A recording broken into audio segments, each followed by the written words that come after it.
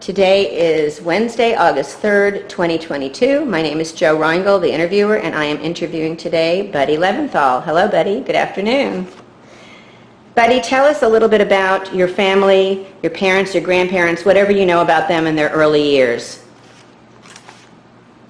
My grandparents, my mother and her mother and father came from a town called Yelizavgrad in Ukraine, which is now called Kirovograd. They changed the name. It was a fairly big city, and in 1904 was a big pogrom there, and my grandmother and grandfather and my mother was second. The oldest sister and my mother came to this country. She was about 4 when she came here. Then the other kids, there were 8 kids, there were 6 that were born in this country. So my mother was next to the oldest. My grandfather was a cobbler, and he went to different towns. He didn't like much. And he actually was killed in a store in Camden, Arkansas in about 1927. And my sister and my cousin, 2 oldest cousins, my older cousin and my sister were born just after he died. My grandmother, I remember her well. She, my mother's mother, she lived just 1 block from my house, and we went up there every day for lunch. My mother and my grandmother were very close, and my mother helped her raise the younger kids. And she died when I was about 4.5 years old. So my mother and my grandmother, they spoke Yiddish, but my mother and father spoke English because they came here preschoolers. So I understood Yiddish when I was young, but after that, lost it. My mother had, there were 8 kids, 5 girls and 3 boys. My father came from Suwalki, Poland. Dallas was a Suwalki town. Tiferet Israel were Suwalks. And my father came here around 1890. And he was raised in Dallas. He was raised in Goose Valley, where they all live, which is where the El Phoenix is downtown. It was by Highland and Caroline, and going north on that was the Jewish neighborhood. And he went to Cumberland School, and I don't know if he went to high school much. My grandfather was born in 1848 and died around 1945, and he was quite old. I was about 12 when he died, but he was already very old, and I really didn't get close to him. My father had, there were 7 or 6 of his, and he was the youngest. My daddy's oldest sister was Rachel Leventhal. Her husband was president of Tiferet Israel in 1913. So you can see the spread in our family. My 2 uncles married Tobolowskis, who were prominent in the old days. My mother lived as a child until she graduated high school in Corsicana. Oh. And then she and the family moved to Dallas. And they bought a house on Home Street where they lived. It was in South Dallas. My mother worked at Teich's, and she started as a stock girl and ended up as a buyer. She liked to work. My mother was a very good manager. And my father, they were in the produce retail, greengrocery. And my father had a Busy Bee, which is on Irving and Commerce, was back where Neiman's is, but Neiman's only went about halfway down, even though they own that whole building. And when I was a kid, I used to go to the market with him and buy produce. And as a kid, I was a depression baby.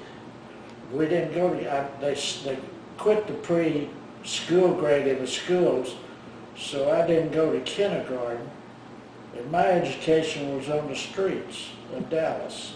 Tough kid. I was a street kid. Street kid. Until I graduated high school. And man, my mother, I don't know why, she turned me loose, but I was 5, 6 years old. I'd leave the house. And I'd have a dime or so, or I'd ride the streetcar downtown. I'd go all over, I'd go everywhere in Dallas. And she let me go. So I saw Dallas in the raw. I learned a lot of things. I started grade school at Colonial Hill, and I can remember my mother taking me to enroll, and the lady said, "What's his name?" And she said, "Milton Leventhal."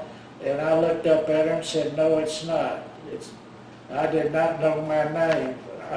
From the day I was born, I was known as Buddy. They say my sister, that's what she said. I went to Colonial School, graduated there, then I went to Forest High, graduated there.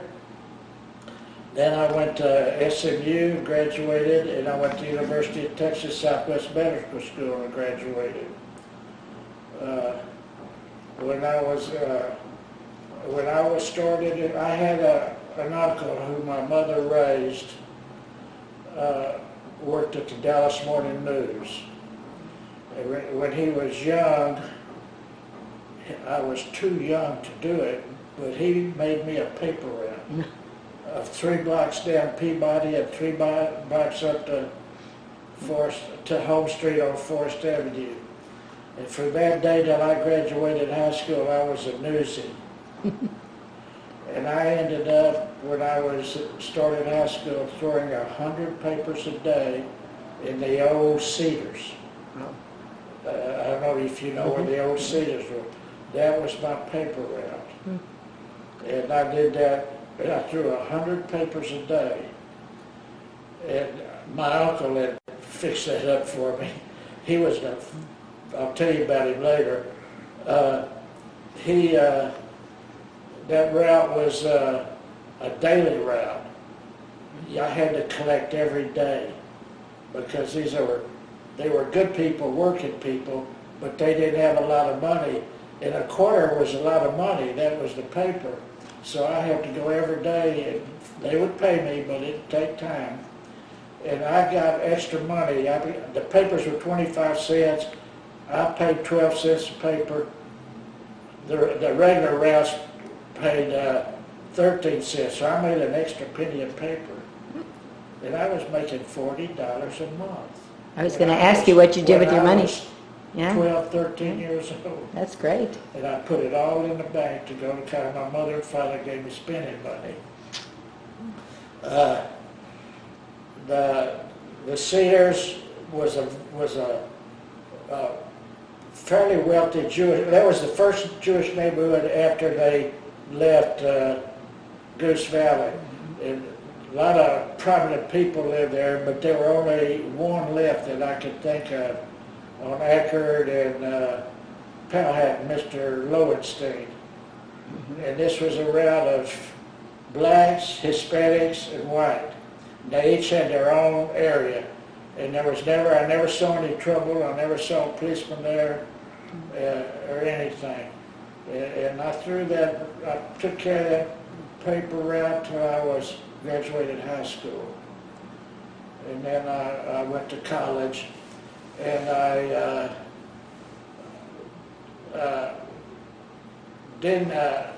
was an honor graduate of high school. I was a third high school, and I was never canceled. And the chancellor didn't ask me about going to college or anything, or did a scholarship.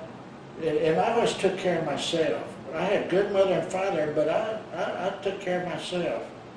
And after I was out of graduate, and after that, I got on a streetcar, went to SMU, went to the office, and man asked me what I wanted. I said, I want to come to SMU. He thought I was nuts.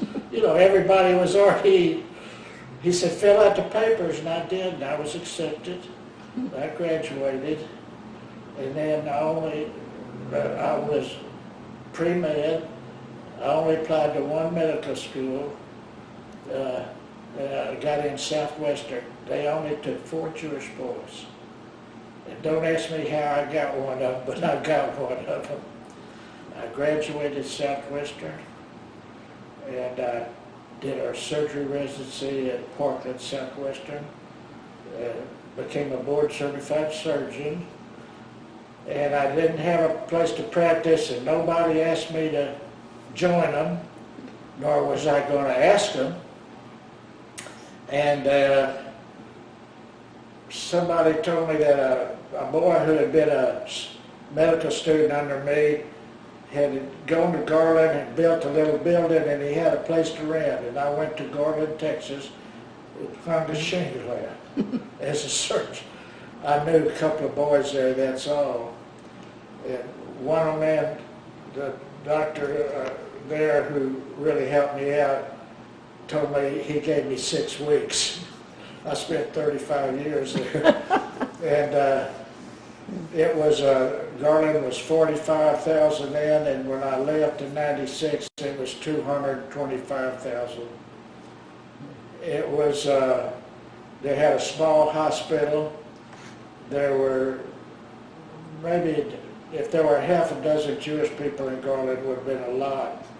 And here I was in this town, you know, but I worked in the emergency room, I took call, and finally this one doctor saw that I was probably the best surgeon that they had working, and started using me, and everybody respected him, and I built up a pretty nice practice.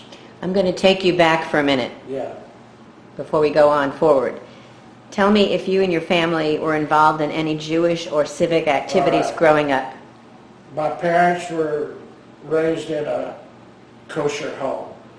In Corsicana, they had a shul, but they belonged to the shul, but I don't know how active my mother was. My father came from a very religious family, and he knew all the stuff. My grandfather was a tzaddik. He lived, when he moved to South Dallas, he lived next door to the shul. He was very religious. And, you know, when I was young, they didn't take coffins into a shul. And what they would do to tzaddiks, they would take, when we came from the funeral home, they took the casket up to the doors at the Fair Israel, opened the doors, closed it. That's what they would do. Then we were born to go to Sachem, and I was bar mitzvah there. And then later we moved, and my uncle belonged to Temple, and he used to take my mother driving things, and she joined the Temple. And she was in a sisterhood in Hadassah. My father was not active in Jewish organizations. I was 100% Jewish and still am, but I was never a joiner. I was not a joiner in fraternities and things, but I belong to Temple, and I still belong to Temple. My wife was confirmed at Temple. My kids were confirmed. And we had a Jewish home, but we weren't active in my wife and was not active in the sisterhood. I tried to get her to, but she wasn't a joiner. Okay. My kids were in BBYO, and so we're pure Jewish. And, I was just curious if you were involved in it. When I grew up, grade school, high school, SMU and medical school, I never experienced any personal anti-Semitism. And when I went to Garland, I worked hard and I did good, and I became chief of surgery for a period. Now, I was president of the staff, did a term, and then I was on the board of directors for 6 years at the hospital. And here's this little Jewish boy came to the You made good. Baptist town. And I did all right. Yeah. I got along with everybody, and I was respected, and I respected them. When did you meet your wife? How did that happen? I met my wife. I was in medical school, probably a sophomore, and she was from Dallas, graduated from Hillcrest. She originally went to, her father was in the Navy. When he got out of the war, they were building those little homes, and they lived in Oak Cliff. And then they moved, she went to Highland Park a year or two, and then Hillcrest. And she went to Oklahoma for 1 year, came back, and I met her about then. My sister, she worked at the same office with my sister. And my sister said, would you go to lunch with me today? And she took her to lunch, and she said, I have a brother who's single, would you like to meet him? The rest is history. And we met. I was single during medical school, and we married in '57, 3 weeks after I graduated. And I always joke that I had an old Plymouth that I drove, and it was just barely making it in. And they used to laugh at me, my cohorts in medical school, my car. And she said, I said, we need a car. She said, I'll buy a car when we get married. So I always joke, the reason I got married, I got a new car.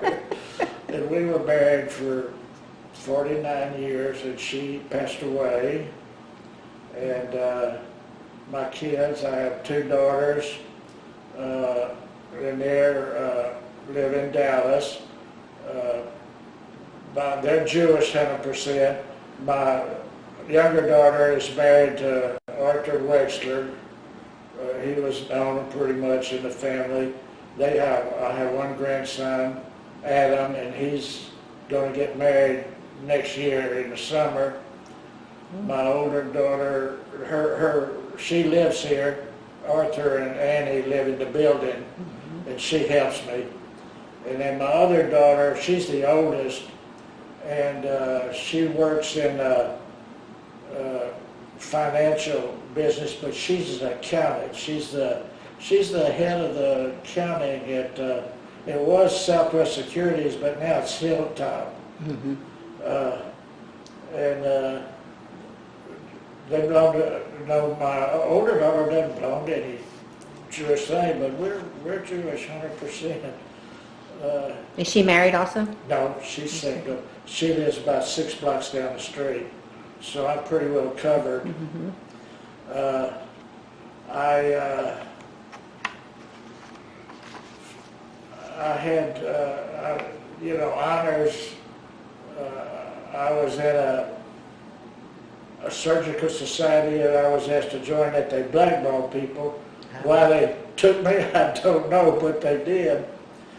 And I had 2 real close friends. There was a boy, his name was Milton. He died about a year and a half, 2 years ago. Mm-hmm. We met the 1st grade in Cater. We went to school together, all through grade school. I never was in a class with him, but we were in Cater, Hertzie Heikel, Tomator. And we were tight as bark on a tree till he died a year ago. We talked every day, we saw every day.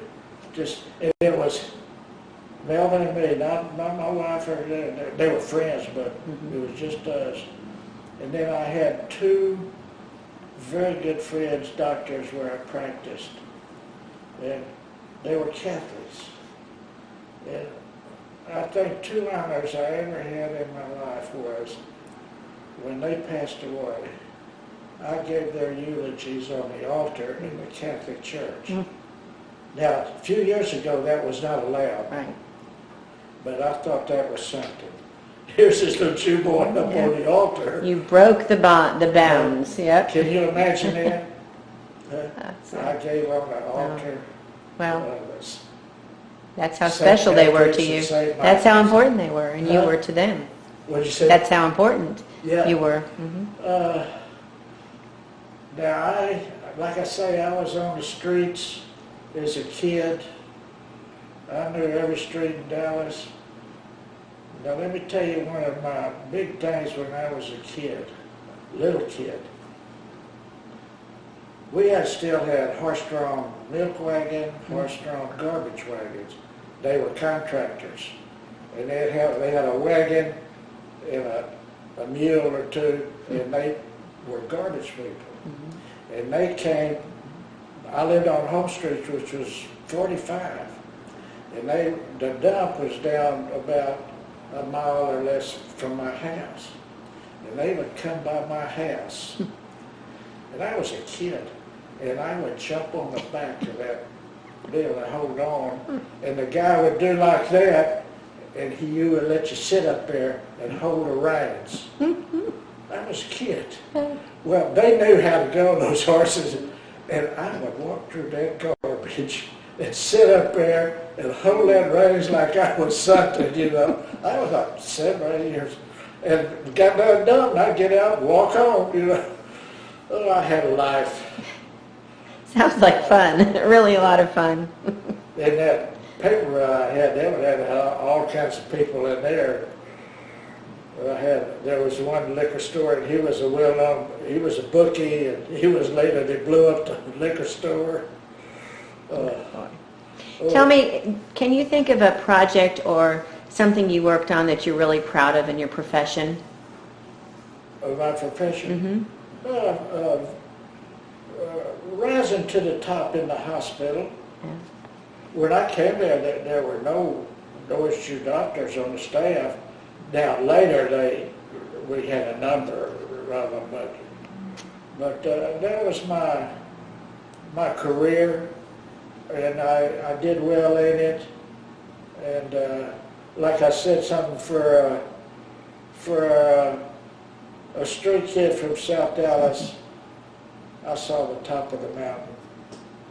What did you and your wife like to do together? What did you say? What did you and your wife do for fun, for activities together?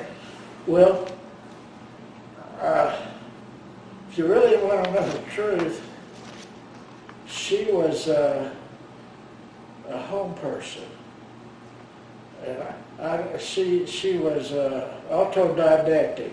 She read books that I wouldn't understand, but she had a subscription to the Daily Inquirer, and then she read Russian literature and stuff and understood that side, which I didn't. I got her to join the ladies' auxiliary, the medical. She went to one meeting. She just was, and she was so. I did the social, you know, and I did the social deal. It was fine, and she'd go, and the people liked her, and she liked them, but she was kind of shy, I guess. And we would, Saturday night she'd dress up, and we would go to nice restaurants. And I had a friend up there who had a Learjet. Oh. He would say, you know, he rented it out, and he'd call me up. That was one of the doctors I was to. He'd say, I can get the plane tonight. You want to go to Vegas? And I'd say, yeah. And I'd call her up at 5 o'clock and say, his name was T.E. I'd say, T.E. says, he wants to go to Vegas. You want to go? Yeah. I'll be ready. And she'd pack back with it. Whatever I planned, it was all right. I made the plans for the trips. She was good. Oh, and the kids. She was very good with the kids. Very good with the kids. Well, good. So you've grown up here. You had a colorful, wonderful childhood here. So my question to you is, how have you seen Dallas change through the years? What do you think? Have I seen Dallas change? Well, let me say first, I spent 25 years in South Dallas. About a week ago, Robert Dynasty, I said, I want to go back and see that South Dallas one more time. Okay. And we went up the toll road and got off there by Goose Valley. And we went to El Phoenix. I couldn't, Caroline and Highland are gone there. The street's not the same. Yet you have to make downtown. I couldn't imagine. I haven't been there in a long time. All those buildings. Oh. However, I asked my daughter, her office down there are no more stores like we had. We had those hundreds of stores. And I'd go to look at them and go, oh, there are no stores. Then I went out to the real South Dallas, and there's very few homes left. Now my home is still there, 3109 homes. Nothing's left. And when I went on my route in the Cedars, there's nothing left of the Cedars. And it's all changed, and there's some business. The Lamar Street has got a lot of business, and just nothing, it's all gone that I lived through.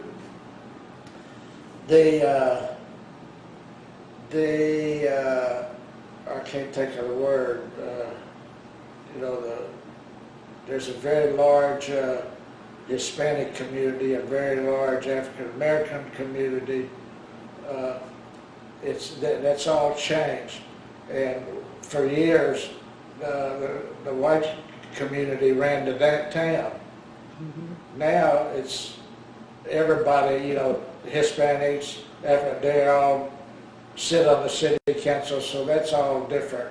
It used to be, they told you what you need to know about government. Not now. Transportation, we had good transportation. There's no local transportation. I could get on a streetcar and a bus and go anywhere I want. In fact, for 2 years till I got the car, I rode the streetcar to SMU every day. I could get it 1 block from my house and take it all the way up to SMU. I did that for 2 years. No more.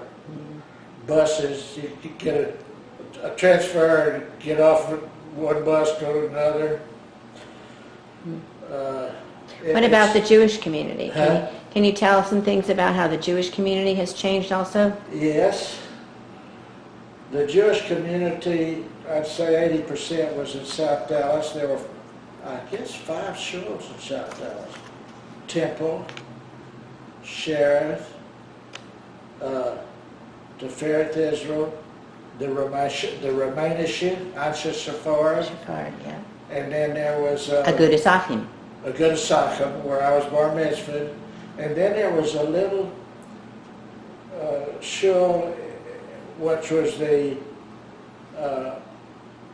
became Golden Acres. There was a little old home on South Billboard where some elderly people lived. Oh. And they had a little shul. Nathan, what was Nathan? Nathan's, was that his name? Was the rabbi at Golden Acres? Kaplan? No, Nathan Kaplan. His daddy was like Nathan, and I knew Nathan real well.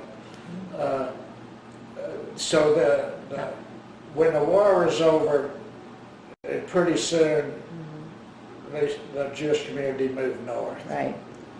And nothing was left. Nothing left. And everybody, like Sunday night, they originally went to Hershey Chocolate. They had an auditorium, and they had Sunday night. All the kids from everywhere came, and they had dance. Then they went to the center at City Park, and we were tight. And even though you didn't live around them or there, you knew them and dates and stuff. But I don't, the only thing I know that keeps them together now is like BBYO, stuff like that. But we saw each other all the time.